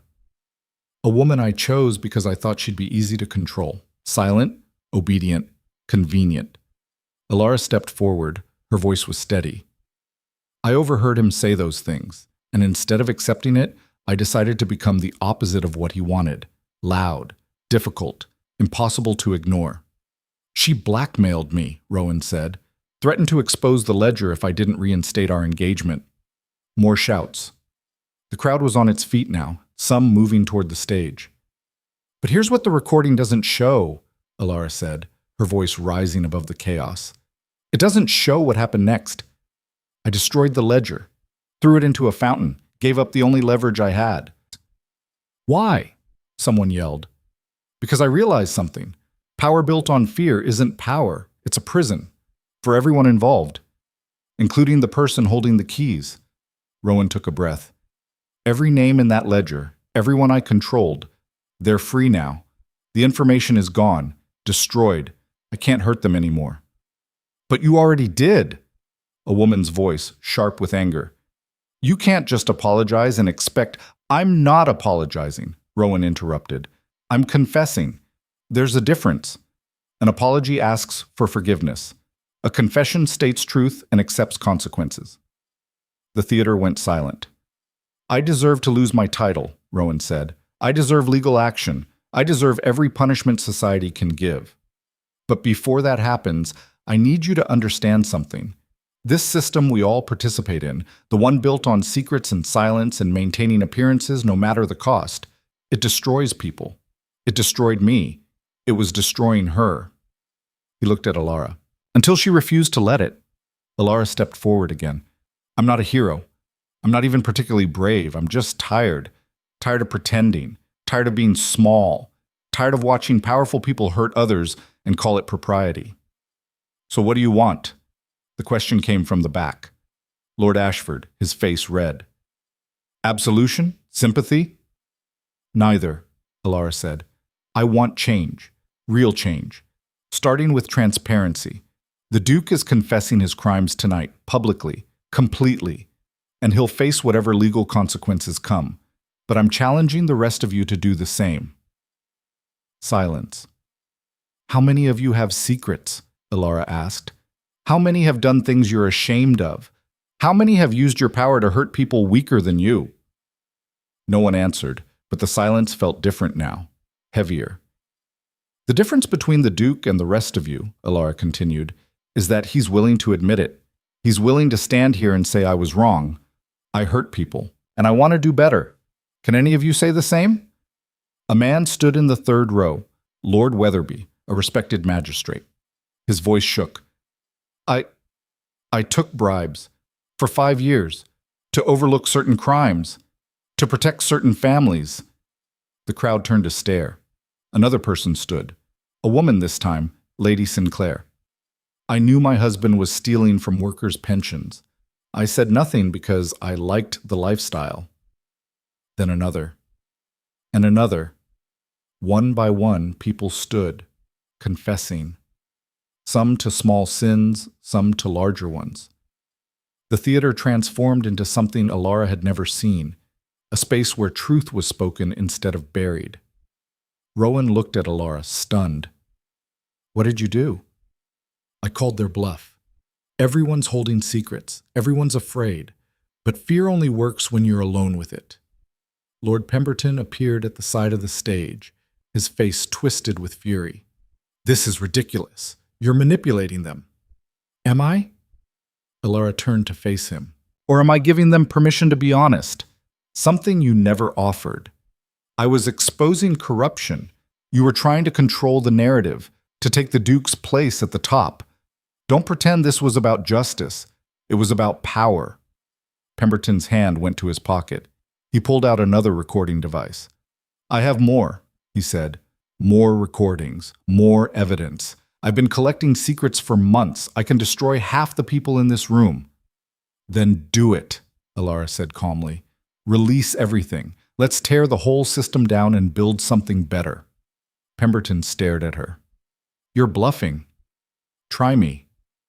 For a long moment, they stood locked in a stalemate. Then Pemberton looked at the crowd, at the faces of people who were watching him, waiting. He was outnumbered, not by power, but by momentum. This isn't over, he said quietly. Yes, Alara said. It is. You wanted to destroy us by exposing our secrets, but we exposed them ourselves. You have nothing left to threaten us with. Pemberton's face went white, then red. Then he turned and walked out of the theater. The crowd remained standing, uncertain, looking to the stage for direction. Rowan stepped forward.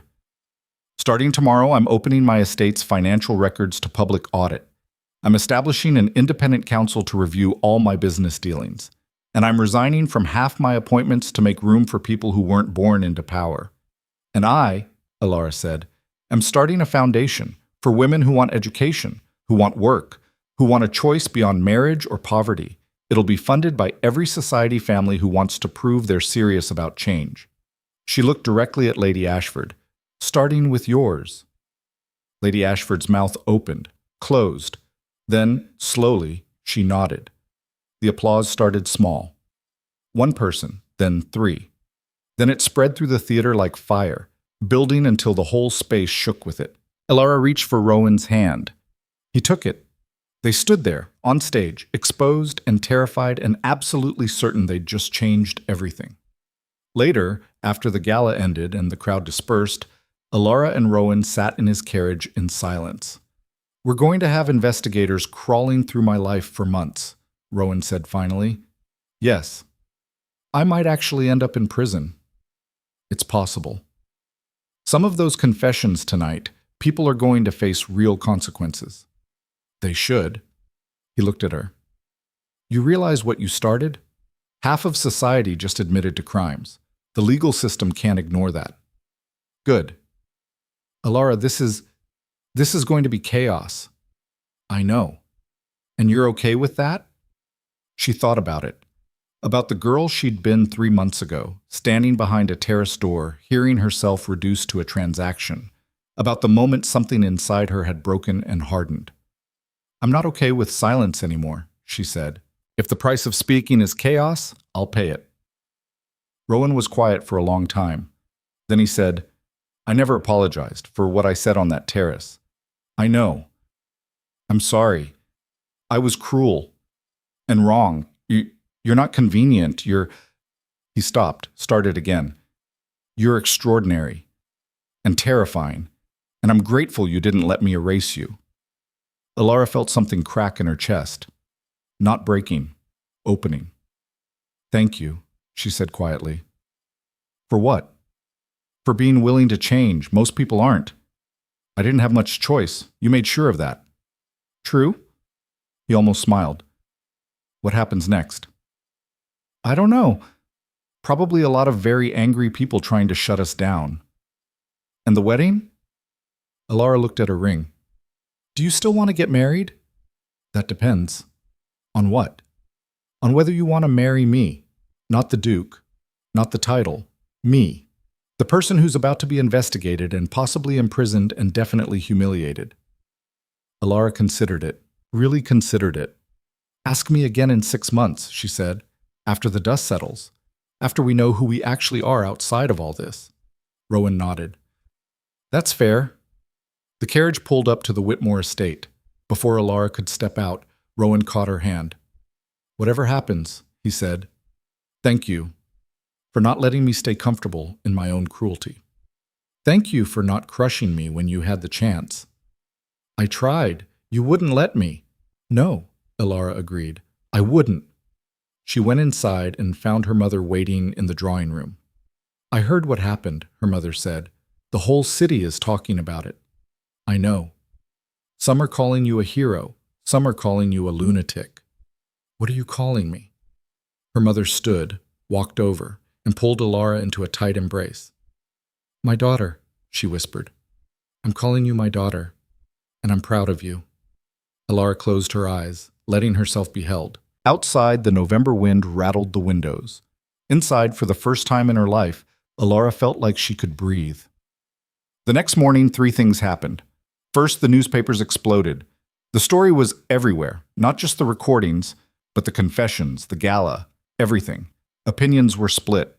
Some praised the transparency, some called for arrests, some demanded the whole aristocracy be dismantled. Second, 7 different legal petitions were filed against Rowan. Investigations were launched. His accounts were frozen pending review. Third, 43 women arrived at the Whitmore estate asking about Alara's foundation. She met them in the garden, standing on the same terrace where she'd overheard her future husband dismiss her. I don't have all the answers, she told them. I don't even have most of the answers. But I have resources now, and a platform. And I'm willing to use both to give you choices. A young woman in the back raised her hand. Why are you doing this? Alara thought about it. Because someone needs to, and because I'm tired of watching women disappear. What if the foundation fails? Then we'll try something else, but at least we'll have tried. What if society rejects this? Rejects us? Then we'll build something new, something better. The woman smiled. When do we start? Now, Alara said. We start now. By the end of the day, they'd drafted a charter. By the end of the week, they had funding from 12 families who wanted to prove they meant their confessions. By the end of the month, they had a building, an old estate donated by Lady Sinclair as penance for her silence. And through it all, Alara felt something she'd never experienced before. Purpose. Not the purpose her mother had tried to give her, to be a good wife, a perfect ornament, but real purpose. the kind that came from building instead of performing, from speaking instead of hiding. She saw Rowan occasionally during those weeks, usually at legal proceedings, both of them being deposed, questioned, scrutinized. The investigations were brutal.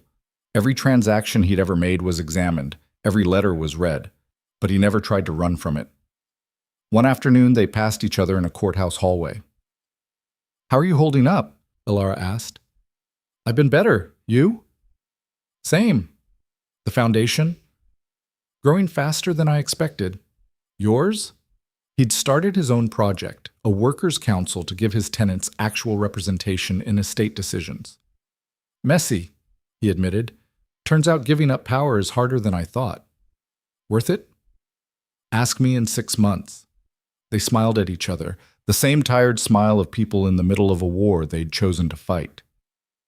3 months later, the first verdict came through. Rowan was found guilty of coercion and misuse of power. The sentence: public censure, removal from 3 official positions, and a massive fine paid directly to those he'd manipulated. No prison time. The judge cited his cooperation and his genuine efforts at restitution.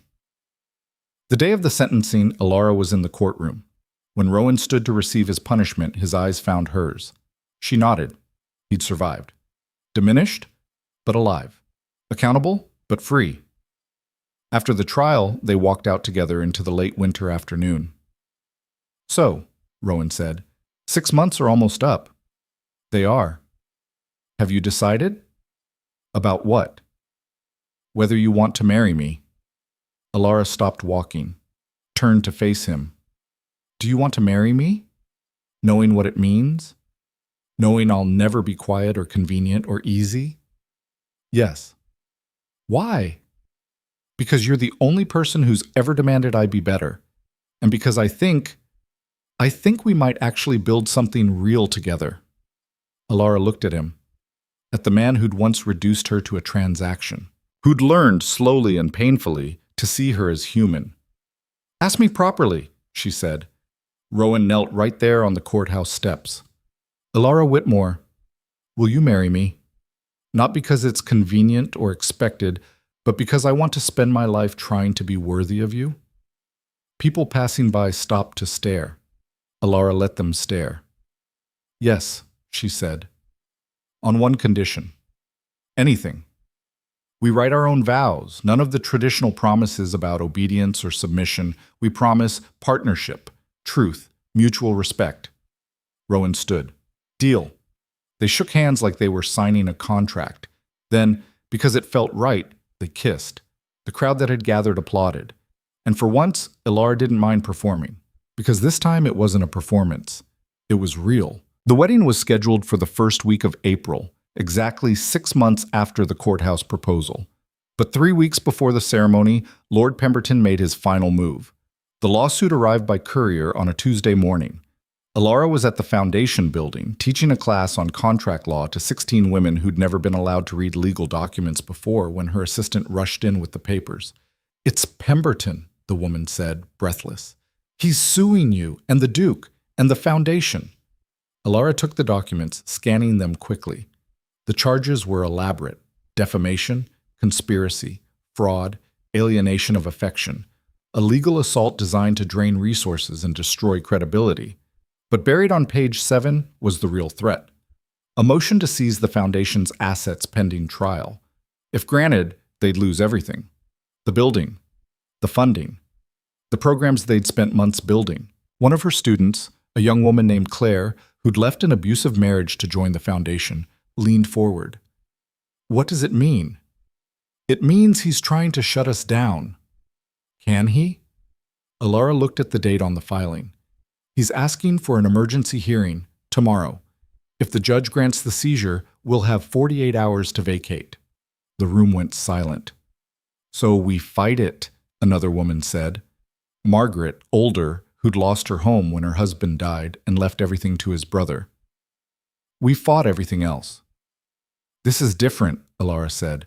"Pemberton has connections, money, the best lawyers in the city, and we—" She stopped. Because the truth was, they had very little. Borrowed space, donated funds, a staff of volunteers. We have you, Claire said quietly. That's worth something, isn't it? Alara looked at these women, women who'd risked everything to be here, to learn, to rebuild their lives from scratch. Women who'd believed her when she said change was possible. Yes, she said, it's worth everything. She sent word to Rowan immediately. He arrived within the hour, still in riding clothes, his hair windblown. I heard, he said. My lawyers are already drafting a response. Will it be enough? I don't know. Pemberton filed in front of Judge Whitlock. The man owes him favors. Of course he does. They were in Alara's office, a small room with a desk she'd built herself from salvaged wood. Rowan sat across from her, looking at the lawsuit. There's something else, he said.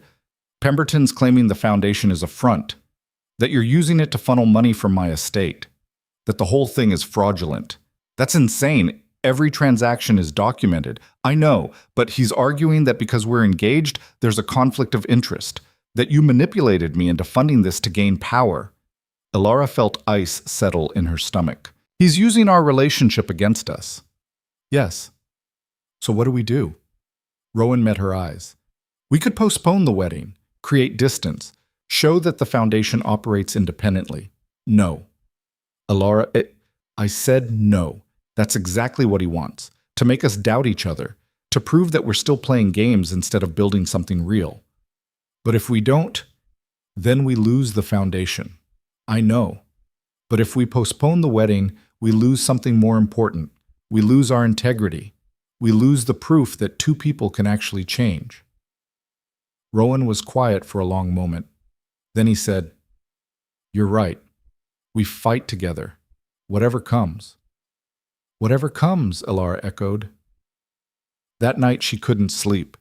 She kept thinking about the women at the foundation, the ones who'd left everything behind to be there, the ones who were learning to read for the first time at age 40, the ones who were training for jobs they'd been told they could never have. What would happen to them if Pemberton won?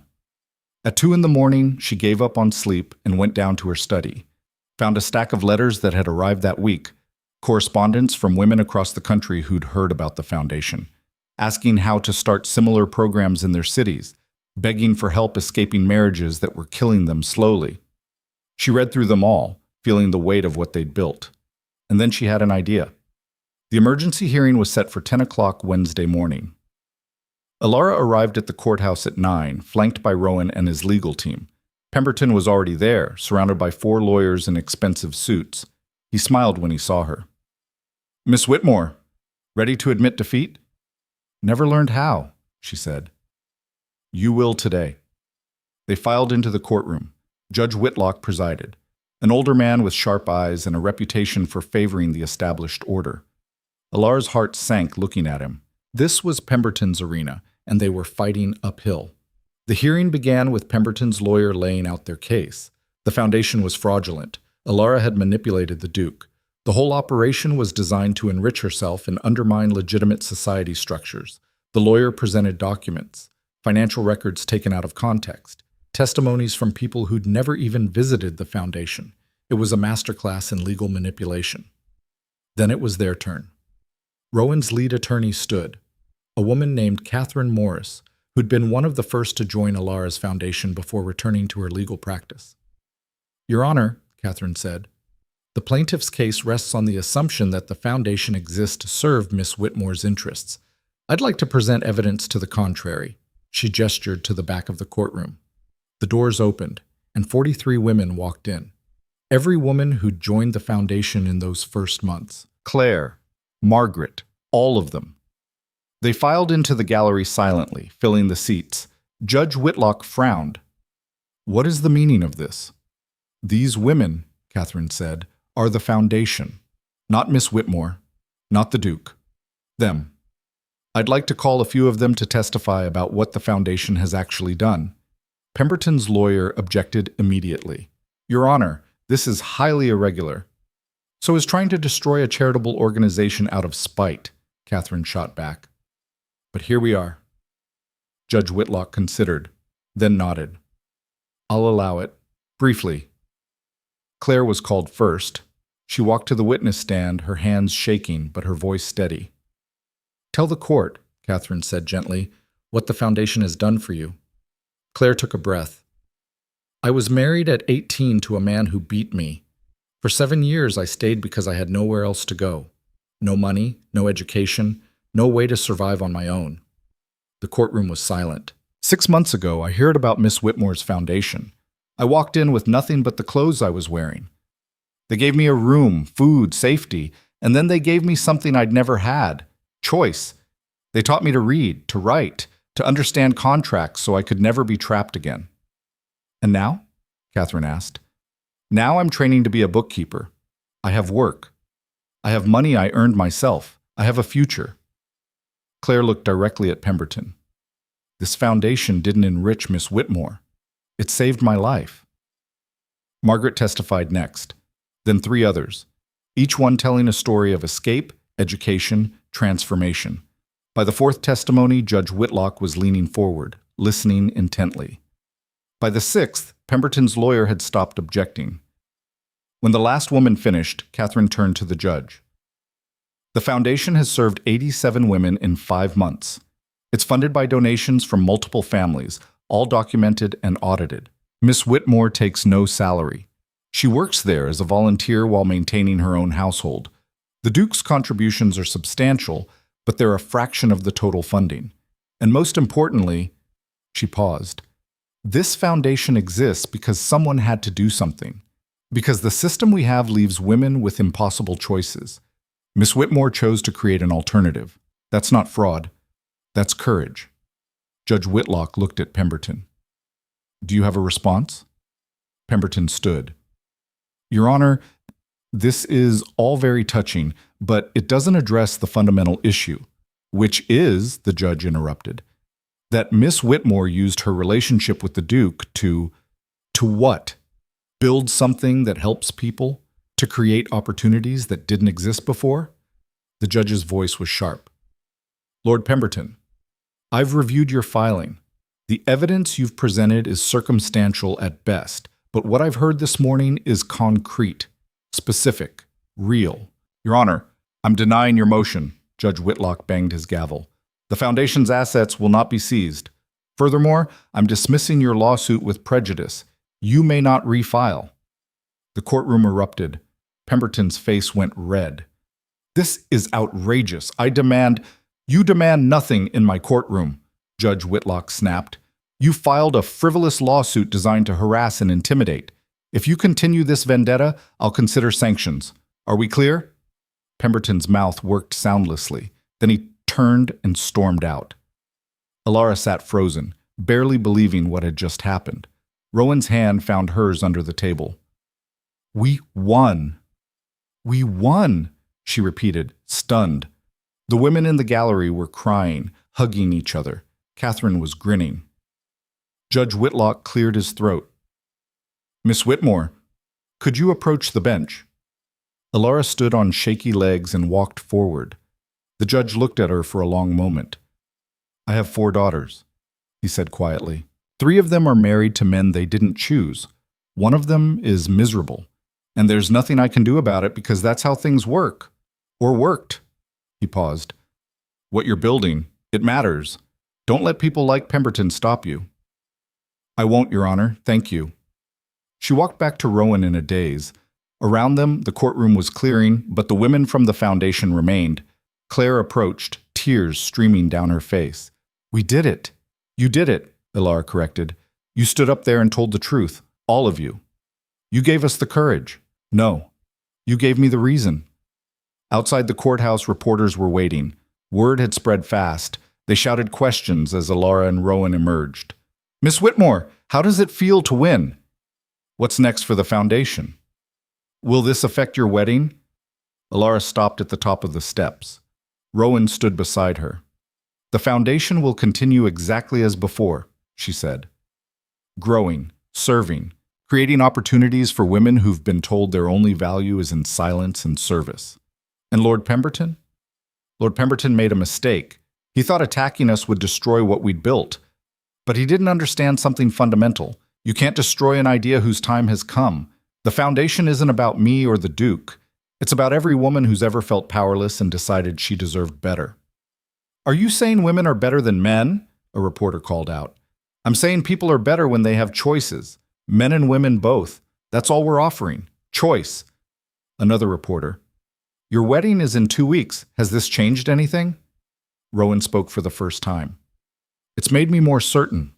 This woman, he gestured to Alara, has taught me that real strength isn't about control.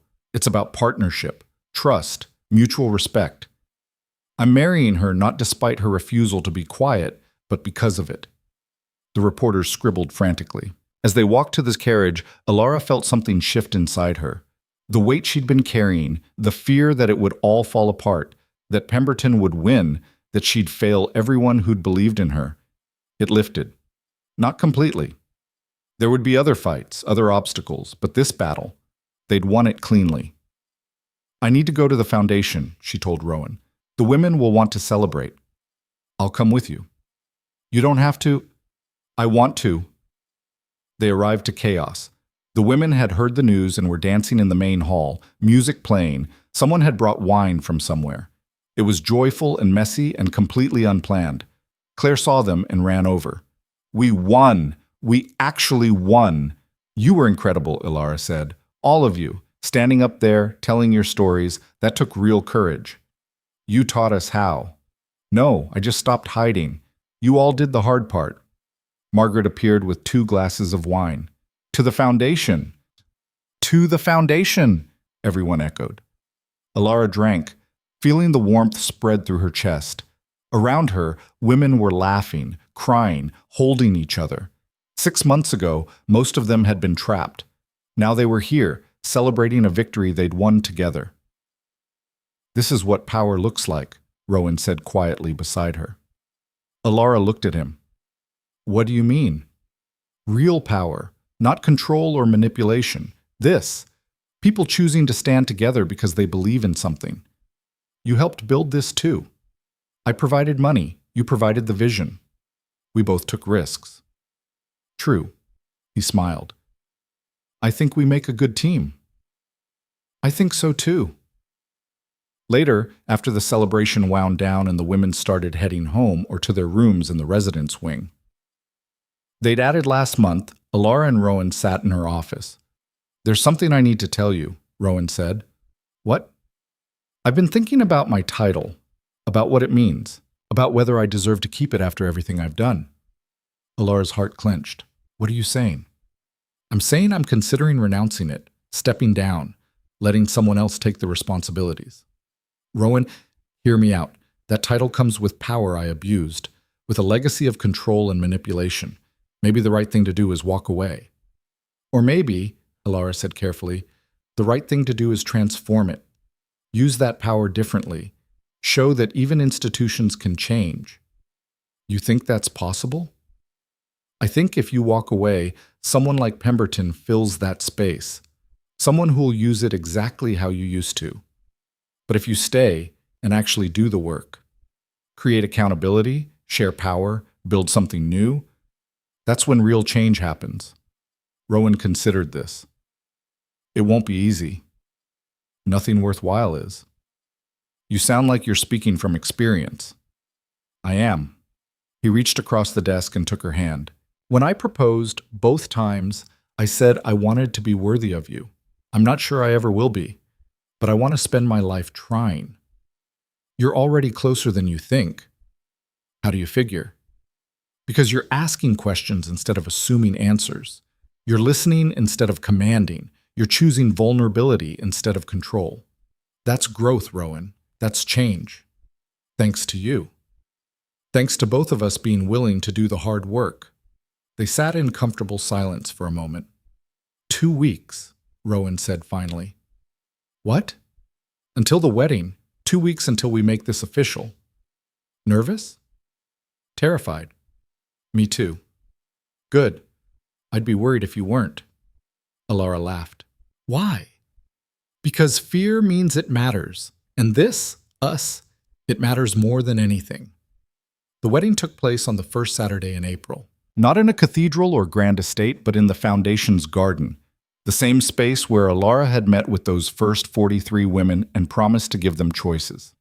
The guest list was unusual. Aristocrats sat beside former servants.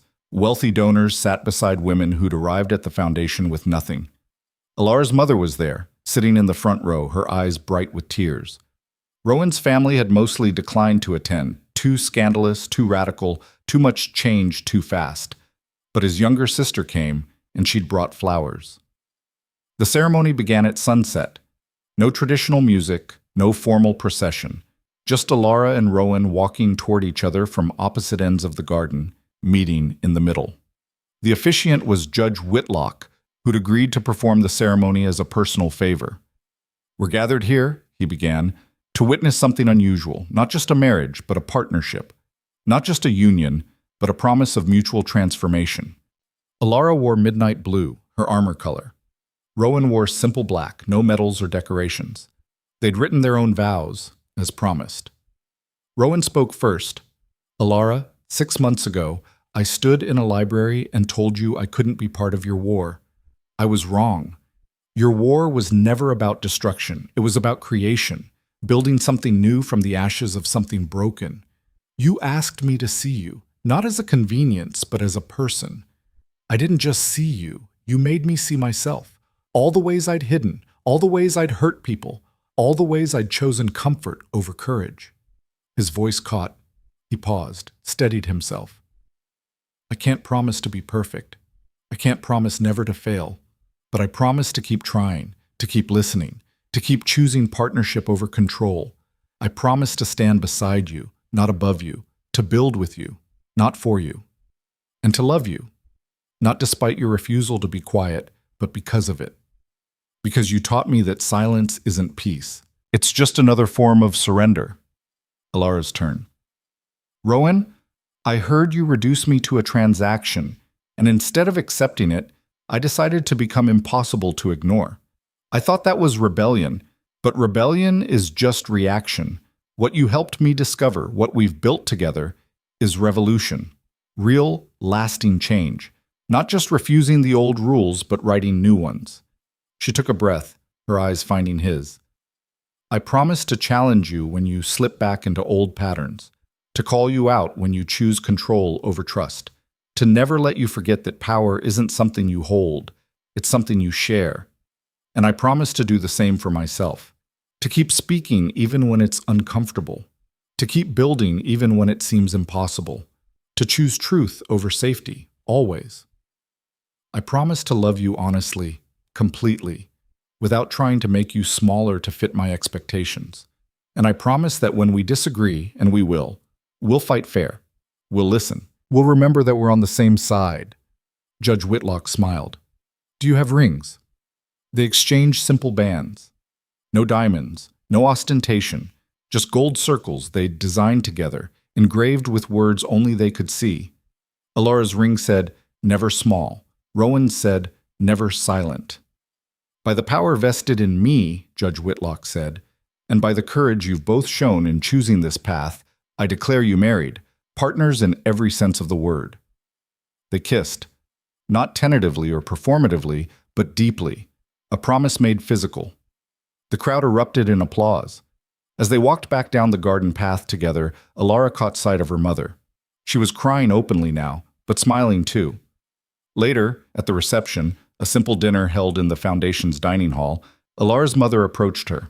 "I'm sorry," she said, "for everything, for teaching you silence, for hitting you, for not believing you deserved more." "You were surviving the only way you knew how," Alara said. "That's not an excuse. No, but it's an explanation, and I forgive you." Her mother's face crumpled. "I don't deserve that." Forgiveness isn't about deserving, it's about choosing to move forward.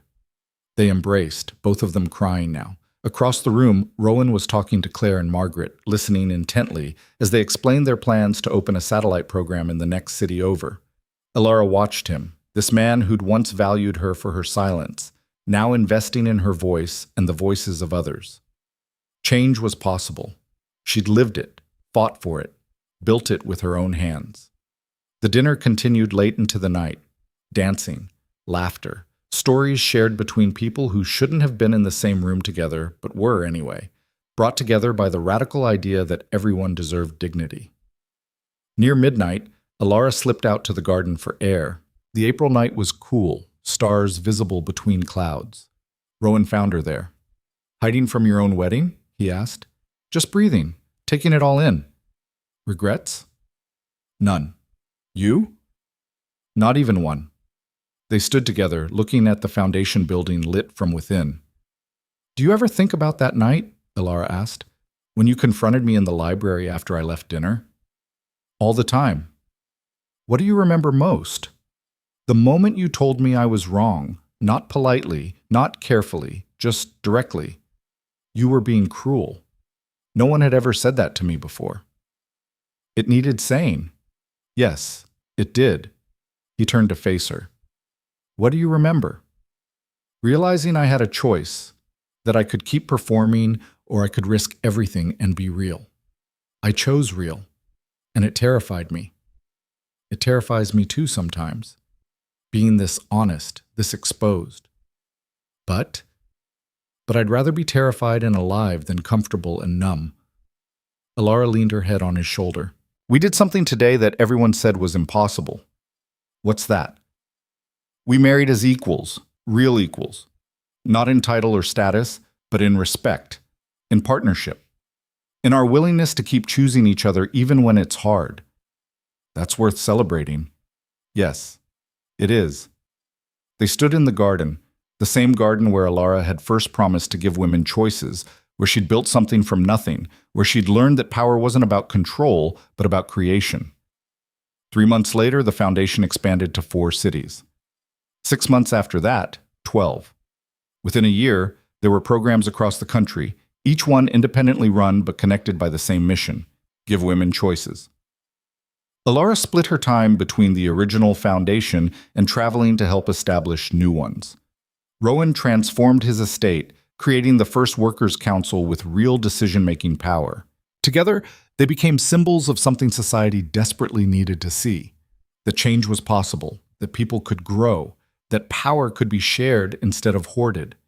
They fought sometimes. Loud, passionate arguments about strategy and priorities and whose turn it was to compromise. But they always came back to the same principles: honesty, partnership, mutual respect. And they never stopped choosing each other. Lord Pemberton tried twice more to undermine them, once through political pressure, once through social exile.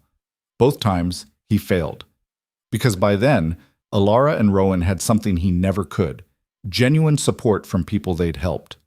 18 months after the wedding, Alara stood in front of Parliament, arguing for legislative reform to protect women's property rights. She was 6 months pregnant, visibly showing, and completely unashamed. "The law is written," she told the assembled legislators, "assumes women are property. That we cannot own land, cannot make contracts, cannot exist independently. I'm standing here as proof that's a lie. I own property. I run a foundation serving 300 women. I'm married to a duke who treats me as an equal partner, and I'm carrying a child who will grow up in a world where none of this is remarkable, where it's simply expected." The bill passed. Not unanimously, but by enough votes to become law. Rowan was waiting when she came out, his face bright with pride. "You were magnificent," he said. "We're winning," Alara said, still slightly stunned. "Slowly, but we're actually winning." "Yes, we are." Their daughter was born that September, during the first autumn frost. They named her Clara, after Claire, the first woman who'd trusted Alara enough to walk through the foundation's doors. When Clara was 3 days old, Alara held her in the same garden where she'd married Rowan, looking at this tiny life she'd helped create. "You get to choose," she whispered to her daughter, "who you become, what you do, how loud or quiet you want to be. No one will ever tell you that you have to be small." Clara made a small noise, her eyes finding Alara's face, and Alara smiled, because this was what victory looked like. Not a dramatic moment or a grand gesture, just a woman holding her daughter in a garden she'd built with her own hands, surrounded by a life she'd fought for, partnered with a man who'd learned to stand beside her instead of above her. Just freedom. Simple, radical, hard-won freedom. 5 years later, the foundation had expanded to every major city. The original building became a training center, teaching women not just skills, but how to organize, how to demand rights, how to build power collectively. Alara was invited to speak across the country. She always said yes, dragging Rowan and Clara along, showing her daughter that the world was vast and full of possibility. One evening, they were back at the original estate, now transformed into something unrecognizable from what it had been. The formal gardens were partly converted to vegetable plots worked by local families.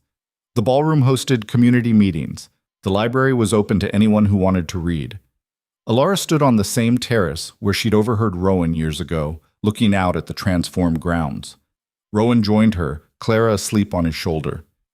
"Do you remember what you said here?" Alara asked. "That night you were talking about me with Lord Pemberton?" "Every word. I'll regret them for the rest of my life." "Don't. Without them, I never would have woken up, never would have realized I'd been performing my whole life, never would have discovered who I actually was. Still, I was cruel. You were afraid. We all were. Afraid of what would happen if we stopped pretending." "And now?"